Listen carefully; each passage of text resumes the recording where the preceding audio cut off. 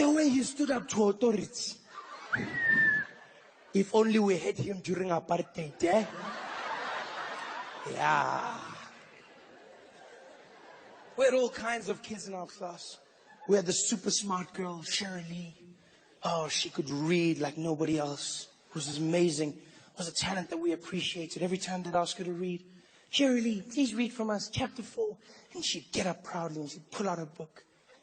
And as he ran like he had never run before. He ran as if his mind could only be constrained by the limits that he had set upon himself. He ran because he knew in this dream he was no longer a paraplegic, but he was a man running as fast as the wind beneath his heels. He was all that he could be. Thank you, Shirley. Sit down. And Shirley would sit down. We'd be like, wow. You'd always dread reading. All the black kids hated it. We always try to hide.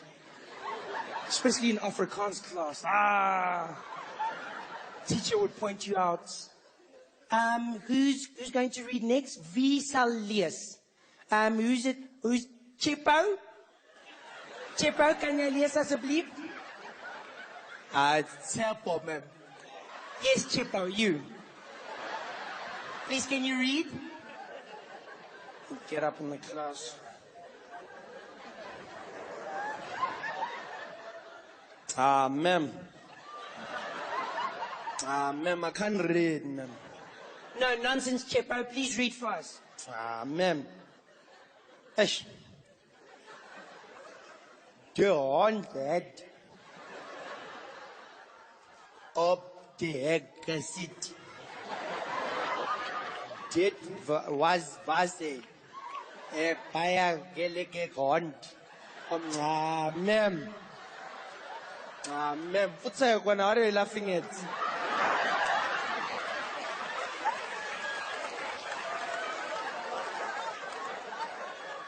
And for me, I was the kid who never took things seriously in class. As you can imagine, you know, I never took anything seriously. I was the kid sitting in the back, always making jokes, making people laugh. Never took anything serious, especially in this one teacher's class, Miss Partridge. She was crazy. You know, she'd always say things, you know. She'd always just say random stuff. She'd shout at you. But what she shouted at you about never matched up with the little analogy she'd give, which made us just, it was so confusing, you know. She'd be like, you haven't done your homework. Has anyone done their homework? No, ma'am. You know, while you're sitting here not doing your homework, there's children starving in Africa.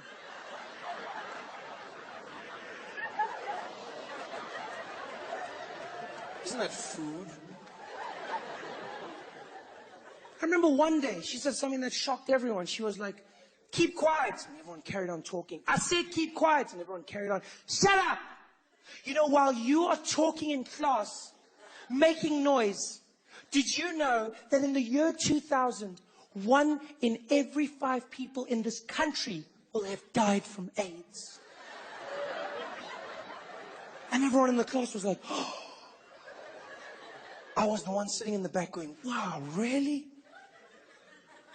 1, 2, 3, 4, 5, pa! 1, 2, 3, 4, 5, pa! 1, 2, 3, 4, 5, pa! 1, 2, 3, shoo! 4, 5, pa!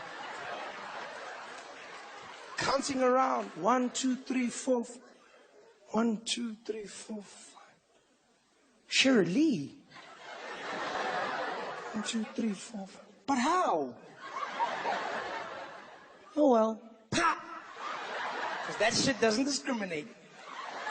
I was that kid in class, you know? I remember in school, all I wanted to do was travel. That was my ultimate dream, just travel and see the world.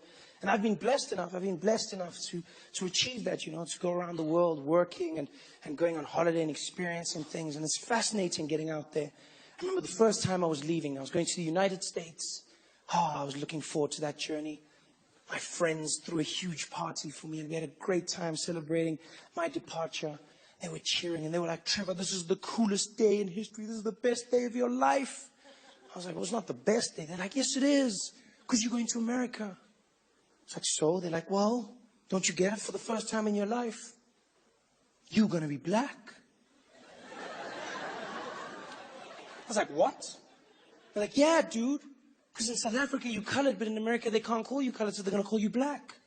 Everyone that's mixed race is black. Tiger Woods, look, he's counted as black.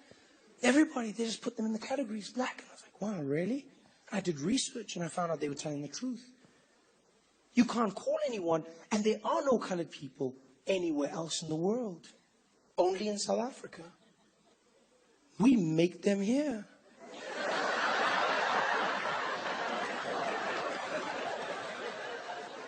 Yeah, they're like a proudly South African product. We've got the factory down in Cape Town, little distribution plants in El Dorado Park and Westbury.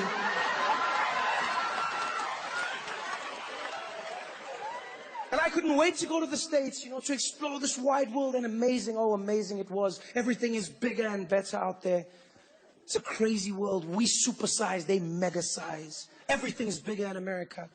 I'll never forget going to New York, and I saw a pharmacy there called CVS, the biggest pharmacy I've ever seen in my entire life. A 4-story pharmacy, 4 floors of medicine. 4 floors of medicine. How sick are you? I mean, we've got AIDS and Discam only has 1 floor. Half of it is chocolates and peanuts anyway. What do these guys have? I was shocked. I loved everything about it, though. I remember in New York, I was riding around on the subway. Oh, what a fantastic form of transportation. You just ride around from one place to the next, no traffic. You just sit there. It's amazing. I just sat there smiling. Biggest mistake I ever made. Never smile overseas. People don't smile at each other. I was smiling at some guy. Obviously, he was a bit perturbed by that, you know. He got up off his seat. He was like, yo, man, you looking at me? I was like, yeah. I said, why you smiling, man? Why you smiling, dude? I was like, no, I'm smiling because I'm happy. You what? It's like, yeah, I'm happy because I've never been in a subway before. You playing with me, fool? I was like, no, I've never been in a subway because I'm from South Africa. We don't have the subway in South Africa. He's like, oh, word, brother, you from South Africa? I was like, yeah, South Africa. He's like, oh, wow, South Africa. You don't got the subway out there? I was like, no, we don't have a subway. He's like, yo, man, you don't stress, son. When they free Mandela, you'll get that shit, dog.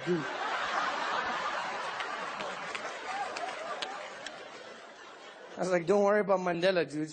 He's rock and roll. Because he is, man. Madiba, 91 years old.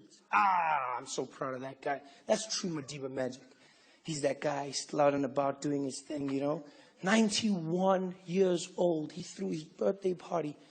91. I wonder what it was like there. Because, I mean, I'm not going to lie. If I was turning 91, I would have gotten wasted.